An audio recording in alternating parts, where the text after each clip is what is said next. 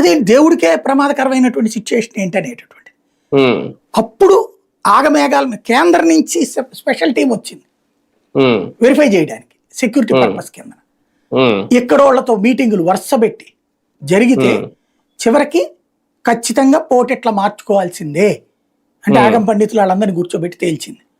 ఉమ్, ఇందులో నేను అదే అంట, దేవుడు నన్ను ఇన్స్ట్రుమెంట్ గా వాడుకున్నాడు అక్కడ. అవును అంతే. నేనేదో గొప్ప చేశానని చెప్పను ఇప్పటికి కూడా. నాకు అక్కడ చేసిన ప్రతి అంశము కూడా అన్నదానమా లేకపోతే ఇదా నాకేం తెలియదు. గబక్క నేను వెళ్ళినప్పుడు నా మైండ్కి వచ్చేటట్టు నా దృష్టికి వచ్చేటట్టు చేశారు. నేను అది ఫాలో అప్ చేసి సమస్య పరిష్కరించేదాకా వెంటపడేవాడిని. ఉమ్, ఏది ఇప్పుడు అన్నదానంలో టోకెన్లు తీసేయడమా, లేకపోతే మంచినీళ్ళు ఇప్పుడు ఎక్కడికక్కడ పట్టుకోవడానికి ఇవి ఉన్నాయి కదా అవి పెట్టడమా, లేకపోతే ఆ అన్న ప్రసాద కౌంటర్ రామ్ బగీచే దగ్గర పెట్టారు చూడండి, అట్లాంటివన్నీ ఎందుకు పెట్టరు అనేటటువంటి ఇవన్నీ నేను ఆ రోజున రాసిన వార్తలు ఆ తర్వాత జరిగిన పరిణామాలు. ఇది భగవంతుడు నన్ను ఒక ఆ రోజున వాళ్ళు ఫీల్ అయినప్పుడు సిబ్బంది నేను అదే మొక్క చెప్పా. ఇప్పుడు నేను భక్తున్నే కదా, నేను నాస్తికున్న ఇట్లా రాశాను అనుకో తప్పు.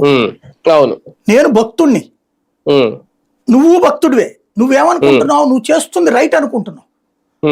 నువ్వు భక్తుడివే కాబట్టి నిన్ను శిక్షించాలని దేవుడు అనుకోవట్లా.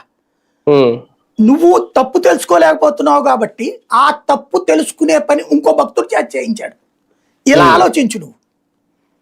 అప్పుడు మీరు దీంట్లో కాంట్రడిక్షన్ ఉండదు. మీరు మంచి ఉద్దేశంతోనే ఉన్నా, నేను మంచి ఉద్దేశంతోనే ఉన్నా. మీరు వెళ్తున్న దారిలో ఉన్న తప్పుని నా చేత ఎత్తి చూపించాడు దేవుడు, ఇది అని చెప్పేవాడు నేను. ఇవాళకి నేను అదే నమ్ముతా, భగవంతుడు నా చేతన ఆ పనులు చేయించాను. ఇప్పుడు